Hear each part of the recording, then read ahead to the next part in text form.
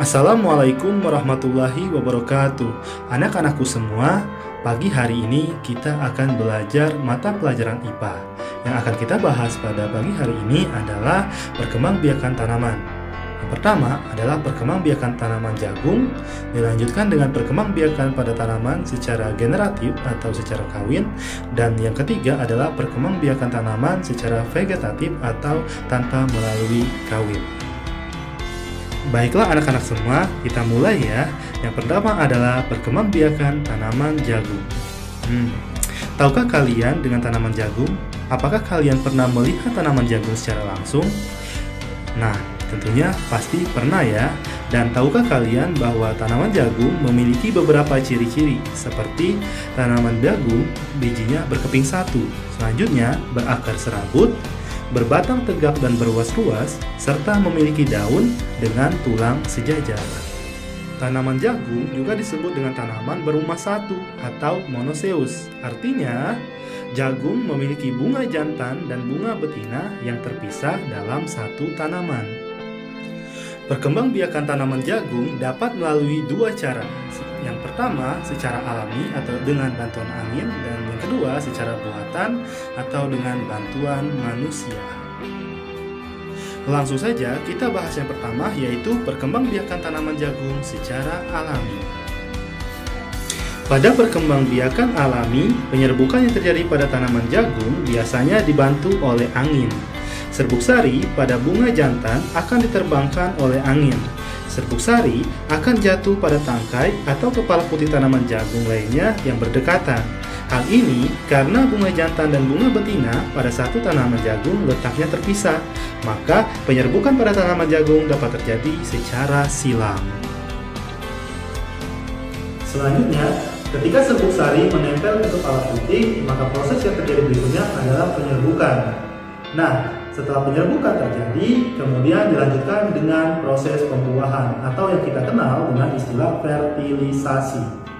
Bunga betina yang siap dibuahi oleh serbuk sari atau telah masak ditandai dengan keluarnya rambut jagung dari pembungkusnya. Bunga jagung yang telah dibuahi tersebut kemudian berkembang menjadi buah jagung. Nah, itulah proses yang terjadi pada perkembangbiakan tanaman jagung secara alami. Selanjutnya, perkembangbiakan tanaman jagung secara buatan. Yang kedua adalah perkembangbiakan tanaman jagung secara buatan, yaitu dengan bantuan manusia. Contohnya, misalnya seorang petani ingin menanam jagung, yaitu dengan menggunakan bijinya. Biji jagung tersebut dikecambahkan selama 7 hari di dalam pot. Setelah biji tersebut tumbuh menjadi bibit jagung, bisa langsung dipindahkan ke ladang. Setelah itu ditanam, disiram, diberi pupuk, hingga akhirnya tanaman jagung tersebut bisa berbuah dan berbunga. Nah, itulah contoh dari perkembangbiakan tanaman jagung secara buatan. Selanjutnya, kita akan membahas tentang perkembangbiakan pada tumbuhan. Perlu diketahui bahwa perkembangbiakan pada tumbuhan itu melalui dua cara, yaitu dengan cara generatif atau melalui kawin dan vegetatif tanpa melalui kawin. Baiklah, kali ini kita akan membahas tentang perkembangbiakan pada tumbuhan dengan cara kawin atau generatif. Tumbuhan yang mengalami perkembangbiakan secara kawin atau generatif ini umumnya adalah tumbuhan berbiji. Alat perkembangbiakan pada tumbuhan berbiji adalah bunga. Perkembangbiakan generatif pada tumbuhan ini umumnya didahului dengan penyerbukan atau yang kita kenal dengan istilah polinasi, yakni peristiwa jatuhnya benang sari ke kepala putih. Bunga merupakan bagian yang sangat penting dalam proses perkembangbiakan tumbuhan berbiji. Coba perhatikan gambar bagian bunga di samping. Nah, kita dapat lihat bahwa bagian-bagian bunga itu ada putik, benang sari, mahkota bunga, kelopak, dan tangkai. Nah, pastinya bagian-bagian tersebut itu memiliki fungsi masing-masing. Mari kita jelaskan setelah ini ya. Perhatikan. pada bunga, alat kelamin jantan adalah benang sari, sedangkan alat kelamin betinanya adalah putih. Selain itu, juga dapat kita lihat di bagian-bagian bunga itu terdapat mahkota bunga. Mahkota bunga ini yang paling sangat menarik perhatian. Kenapa? Karena mahkota bunga yang menjadi perhiasan bunga tersebut. Dan fungsi dari mahkota bunga ini adalah untuk menarik perhatian serangga untuk melakukan penyerbukan. Berikutnya adalah perkembangbiakan tumbuhan secara vegetatif atau tidak melalui perkawinan. Nah, perkembangbiakan tumbuhan secara vegetatif ini sendiri terbagi menjadi dua. Yang pertama adalah perkembangbiakan vegetatif secara alami, yaitu tanpa bantuan manusia, dan yang kedua adalah perkembangbiakan vegetatif secara buatan, yakni dibantu oleh manusia. Mari kita bahas satu persatu. Yang pertama adalah perkembangbiakan vegetatif secara alami. Perkembangbiakan vegetatif alami ini terbagi menjadi beberapa bagian. Yang pertama dengan cara tunas, yang kedua dengan cara akar tinggal, yang ketiga dengan umbi, yang keempat dengan geragi, dan yang kelima yaitu dengan spora.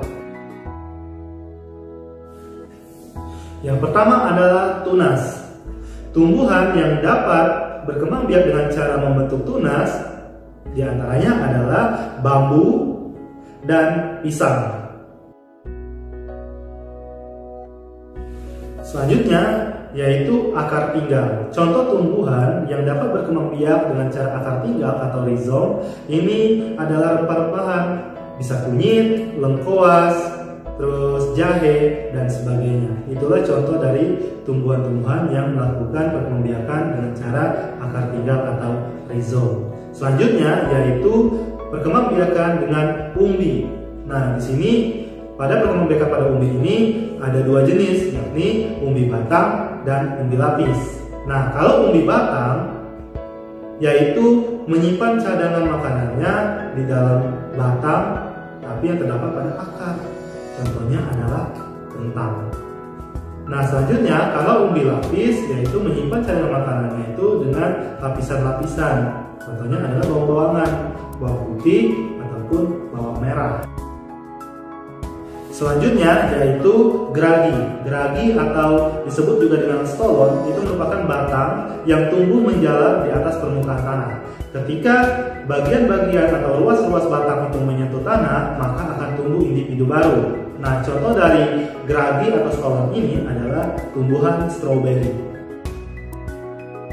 Selanjutnya yaitu spora. Spora merupakan butiran halus yang terdapat pada kotak spora atau sporangium. Di dalam kotak spora atau sporangium terdapat ribuan spora. Jika spora jatuh pada permukaan tanah yang cocok atau dalam lingkungan yang cocok, maka akan tumbuh menjadi individu baru. Nah, contoh dari spora ini adalah tumbuhan paku. Selanjutnya, vegetatif buatan atau dengan bantuan manusia. Selanjutnya yaitu perkembangbiakan vegetatif buatan. Nah, perkembangbiakan vegetatif buatan ini biasanya dilakukan oleh bantuan manusia. Tujuannya adalah untuk mendapatkan individu baru yang sama seperti induk atau memiliki sifat yang lebih baik lagi. Nah, contoh dari perkembangbiakan vegetatif buatan ini yaitu mencangkok, merunduk, stek, mengenten, dan menempel.